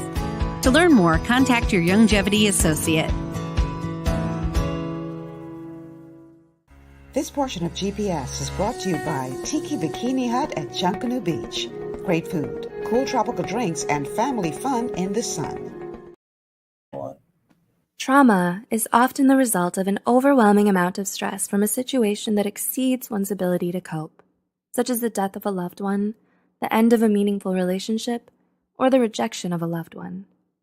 Do you pretend that everything's good when it really isn't? When you don't have a positive and healthy way of dealing with your trauma, you end up repressing your negative emotions. It can be hard to recognize unresolved trauma on the surface, especially within ourselves. So, here are 9 signs you're still suffering from unhealed trauma. 1. You resist positive change. When something good comes into your life, is your first instinct to be suspicious of it? Do you have an innate feeling of shame or guilt whenever you allow yourself to grow attached to someone or celebrate your own success? If so, you might be carrying unresolved trauma within you. You have a hard time accepting positive change and may even try to resist it at first, because deep down inside, you feel like you don't deserve to be happy. 2. You need to plan for everything. Do you have a need to stay completely in control? Do you feel frustrated and lost whenever things don't go the way you expect? Your need for control is most likely rooted in a traumatic experience that left you feeling helpless and vulnerable. As a result, you micromanage everything and worry about the things that are out of your control. This shows that you have a deep-seated distrust in both yourself and the world in general. 3. You have a strong fear of failure. Being afraid of failure is a normal part of human nature. However, a strong fear of failure can be unhealthy if it starts to outweigh your motivation to succeed. Not only do you miss out on a lot of opportunities and stifle your creativity and ambition because of it, but it can also lead to perfectionism and insecurity. It might be instilled in you by unresolved trauma that causes you to have a negative belief in yourself and internalize your shortcomings. 4. You have a strong fear of success. Alternately, repressed trauma can also manifest through a strong fear of success. Did you ever hold yourself back from getting something you wanted? Not because you feared you might not get it, but because you feared what would happen when you did. You're afraid of losing what you'll have even before you achieve it. The tendency to unconsciously sabotage your own chances of success is often associated with those who were abandoned or lost a loved one at a young age. 5. You have difficulty concentrating. Trauma has a lot of damaging psychological effects, and it's not uncommon for victims to suddenly have difficulty concentrating. If you've been having gaps in your memory, blacking out often, and finding it hard to keep your train of thought, it might be your mind crying out to you for help, asking you to work through your trauma. 6. You have trouble asking for help. Do you have trouble opening up to others about what happened to you? If you've experienced some form of abuse or mistreatment, you usually struggle with asking for help. You'd rather suffer in silence because you're too afraid to reach out to someone else. You don't want to be rejected, denied, judged, or seen as weak by those around you. 7. You often hurt yourself or others. Do you lash out at other people when you're experiencing intense emotions? Do you push your loved ones away and isolate yourself whenever you have to deal with a problem? If you're still hurting from unhealed trauma, there are times when you might end up taking it out on yourself or those you care about, You become emotionally volatile, out of control, and overly sensitive. You lose your temper, break things, and may even resort to self-harm. 8. You struggle with low self-esteem. There are a lot of ways trauma can skew your self-image, especially if it's rooted in your early childhood experiences. Abuse, abandonment, and neglect can all lead you to question your own self-worth. You struggle to feel good about yourself if the abuse was inflicted upon you by someone you loved. Studies have shown that patients with PTSD often suffer from low self-esteem and feelings of worthlessness. And 9. You have unexplained psychological symptoms. Do you feel more anxious and panicky than before? Do you find it hard to feel happy or find pleasure from the things you used to enjoy? Have you lost your appetite or have trouble sleeping well at night? According to research, anxiety, depression, disassociation, depersonalization, panic attacks, frequent flashbacks, nightmares, and emotional distress are all common in patients with PTSD. Have you or someone you love ever experienced a traumatic situation? If so, how do you plan to overcome it? If you're still suffering from any lingering psychological trauma, it's important that you reach out to a mental health care professional today and get the help you need to get better. Healing from trauma takes time and effort, but it's worth it, and it's necessary in order to truly move forward in life and find some peace of mind. You wrap some of the stuff. Peace of mind is something that we all need, that we're all striving for. And I want to, for this particular giveaway, here's what we're going to do. And then I'm going to bring Simone back into the conversation. So here's what we're going to do. That report listed 9 symptoms or 9 signs that you may be dealing with unresolved trauma. So the first person that can call and correctly give me 3 of the 9 signs, not text this time, not WhatsApp, because the callers say I have to be fair to them. But see, here's the thing. We're having a deep conversation, and I really got a problem interrupting the conversation every 5 minutes of people calling. But anyway, calling for a trivia. But anyway, we're gonna include the callers. So the first caller that can give me 3 of the signs or symptoms that were just mentioned in that particular clip that we just played, you will win. I'm going to just give away two of the prizes that I have left. You're going to win a bottle of wine courtesy of Global 99.5 FM and 2 pairs of beautiful earrings that have been donated by Cashwiz. So a bottle of wine and 2 pairs of earrings that you can gift to the wonderful mothers in your life. It's a little harder. You got to give me 3 of the 9 signs that you may be dealing with unresolved trauma. Okay, so let's bring Simone back into the conversation. I think she's ready now. There you go. Okay, Simone. So we're talking about today unresolved trauma. You got to deal with the ghosts of the past in order to move forward. How does one overcome this trauma? How do you, especially, I brought it up to Dr. Richardson earlier, but we didn't quite get to cover it. You have people who may have had a traumatic event in their lives and not even realize it because it has been so suppressed or because they were so young when it happened. What are some of the concrete steps that a person can take to overcome this trauma? Is that a caller? Okay, let's go to this call first before we have you answer that. Caller, welcome to GPS.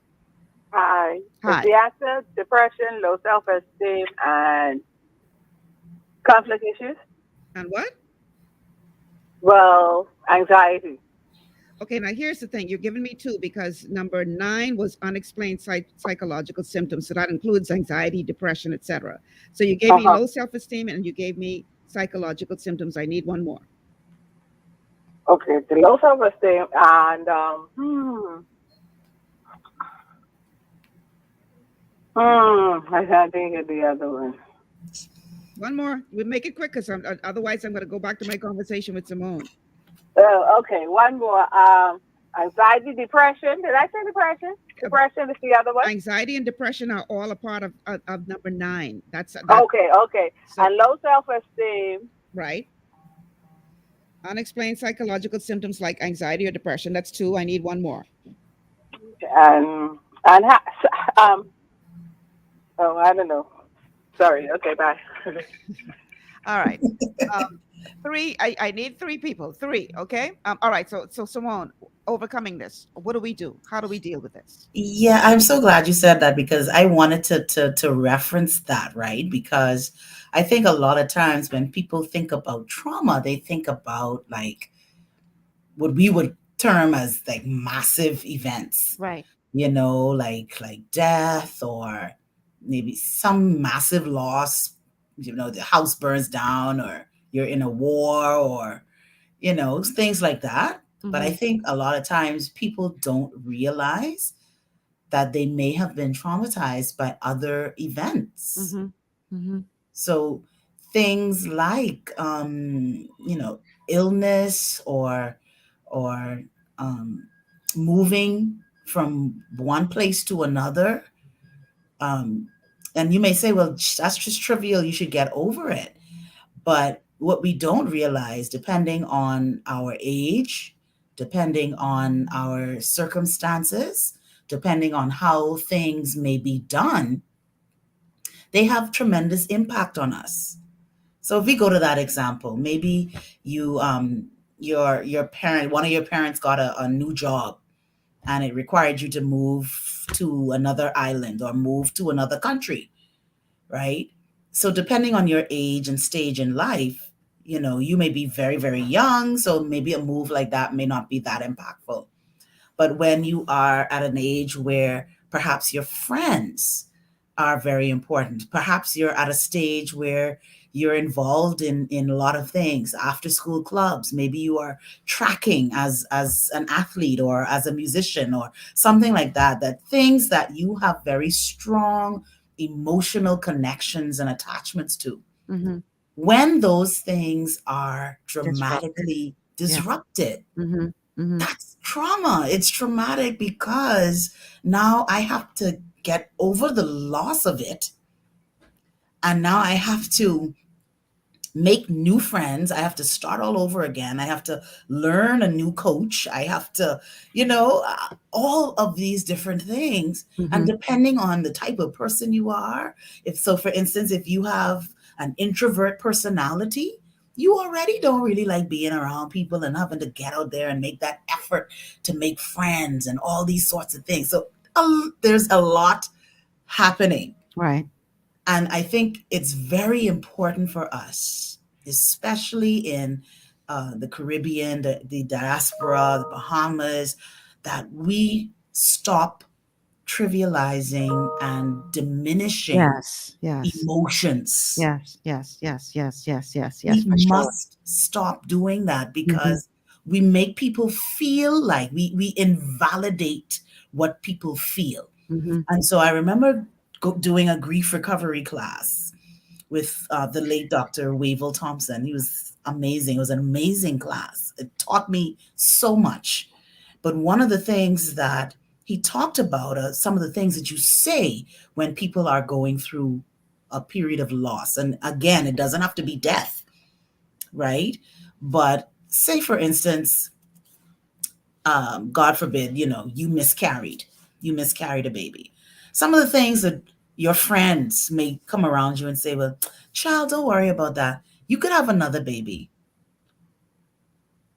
How? You cannot replace the child you lost. Mm. I need to grieve that loss. Yeah. You Yeah. get divorced. Child, plenty fish in the sea. Mm. Put your makeup on, get out there, child, get back in the game. Mhm. Mhm. You are causing me, you're asking me to completely diminish the investment that I made in that previous relationship, Mhm. the hopes and the dreams that have been dashed, Wow. perhaps the changes in my lifestyle, the impact that has if you have children, like all of these things in the mix. It is not about putting your face on and getting back out there and Yeah. dating. Yeah. There is a You have to grieve period. that loss. Yeah. You have to grieve that. There's a Yeah. period for that. Yeah. And so I think to get over trauma means that we need to acknowledge, first of all, painful experiences that we would have had, and understand the impact that they have on you. to do the work. And when I talk about doing the work, it is about processing it, is about being very intentional about counteracting the negative behaviors and beliefs that come up as a result of that experience. And so whether that is through therapy, whether that is through journaling, whether that is through a coach, whatever means of support that you use, that you have those means of support. But most importantly, the most important step in getting over trauma is forgiveness. Ah, boy. But stick a pin in that. We have a caller on the line. Caller, welcome to GPS. Good day, the union guest. I want to put a third one in there. The one that she really missed was withdrawal. When you getting over trauma, right? The serious thing with withdrawal. Okay, so now to be fair to her, give me the full three. Withdrawal. Pardon me? Give me the full three. Withdrawal and what else? Okay, that's withdrawal. Withdrawal, anxiety. She said, the other one, withdrawal, anxiety. I forget what the next one was. So you ain't giving me a full three. You. That's something. So now somebody can get a full three. I need three. Give me three. Think about anxiety. Huh? Think about it and call me back. You only got 8 minutes left in the show. Okay. All right. So forgiveness is so important. Let's just take the call real quick so we can. I don't want us to cut short forgiveness. So let's go to the caller. Caller and global. Let's do this giveaway thing on Fridays, okay? During the open line. When we talking serious stuff, just don't wait. Go ahead, caller. You're on the air. Withdrawal, anxiety, and low self-esteem. Excellent. Okay, we have a winner. Thank you so much. Withdrawal, anxiety, low self-esteem. You gave me 3. Wonderful. Give your information to our producer, and we'll get back to you. You have won a bottle of wine and 2 lovely pairs of earrings from Cash Wiz, all as a part of Mother's Day. All right. Michelle, is that crystal wine? I know, I can't answer all of that. All I know is they tell me give away this bottle of wine. So you talk to the producer and we'll get your information, okay? Okay. Thanks so much for calling. Now, forgiveness. I don't want nobody else call me unless you got something sensible to say about this. This is so important because I tell people all the time, forgiveness is not for the other person, it's for you. Because if you do not forgive them, I tell people all the time, when you holding something in for somebody, right? That's like drinking poison and you looking at them waiting for them to die. That don't make no sense. 9 times out of 10, that person living their best life ain't checking for you and your hurt feelings. And forgiveness does not mean that you totally absolve them of everything that they've done, but it does mean that you free yourself from being imprisoned by that act, because they may never seek your forgiveness. They may never repent of what they did to you. And so if they don't, do you keep yourself locked up in jail while they living their best life? Take it over, Simone. Why is forgiveness so important? Like old people say, they ain't got you to study. Exactly. They live their best life. And you sitting up over your height. And guess what? When you don't forgive, you're the one who end up with cancer, heart disease, high blood pressure, all these things affecting you physically. Mm-hmm. And there have been studies where, and you know this as a health practitioner, where people are discovering a lot of the diseases that we are experiencing come from trapped emotions. Mm-hmm. So even things like arthritis, we talked about it on the show. Yes, headaches, all of these things. Like sometimes it may be physical, but a lot of times it is emotional, psychosomatic, and mental. Yeah. And so unless we do this work now, the power of forgiveness is, and you said it so well, that it is more about you than the other person. And you can say, well, how do I know when I'm over it? One of the telltale signs to know that if you are over it is when you can interact with the person that hurt you without all of that stuff coming up again. All of that, all of those negative emotions, all of that pain, all of those memories, if all of that's still coming up, It's And you still still got some not healing to do. healed. So Wow. forgiveness allows you to release. And forgiveness is a process. It doesn't happen overnight. You don't just say, I forgive you and it's over. No, no. It is a process. You have to continually say that to yourself and to think about the things that were done and say, you know what, I release. I bless that person, Yeah. you know, and go and you be like, man, but I want revenge. I want all of those things will eat you up inside. You know what binds people up in cases like that? They are looking for an apology. And sometimes it will never You come. will never get that apology from some people. Sometimes we have this expectation that people are going to change. People are going to see the error of their ways. They're going to see how valuable you are. They're going to see the mistake that they made. Some people will never do that. And so it is a tough pill to swallow. And I've seen people struggle with this, especially when it's with insignificant relationships like parents. You know, you have high expectations of your parents to be a certain way. And sometimes your parents don't have the capacity to love you the way you expect them to love you. Because of their own trauma. Hello? They've been through something they said. Hello? And ain't no manual on parenting. And sometimes people just doing the best they could with what they got. And their capacity is diminished because of their own trauma. And I see that a lot in our country where we just see, and this we call them cycles. Cycles. Watch your family. Watch the cycles that keep recurring.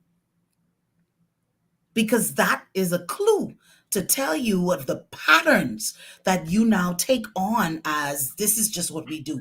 This is who we are. No. You have to disrupt those belief systems, disrupt these cultural practices that are dysfunctional and unhealthy. Wow. Oh man, Simone, you gotta let me know when you give me the full show, man. I know. We're going too fast. It's done. It's 3:58, and we even ain't get into the meat good yet about what steps to take to overcome this thing. We got to do a part 2. Yeah, we have to do it. The thing is, this is all month long. Is Mental Health Awareness Month. So let me know when you can set aside that time for me. Yes, I will. And then we will make it happen. Thank you so much for giving me this hour, and also thank you to Dr. Edricka Richardson, who was on for our first hour of the show.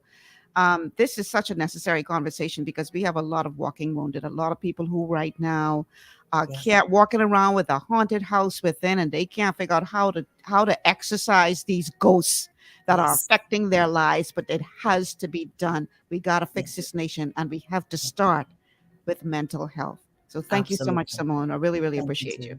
Thank you too. That's my time. Got to get out of here. I'm Michelle Malcolm. Thank you so much for joining us on this wonderful Thursday. Tomorrow, TGIF. Boy, we got plenty to talk about, eh? Wait, I can see you all tomorrow. Take care.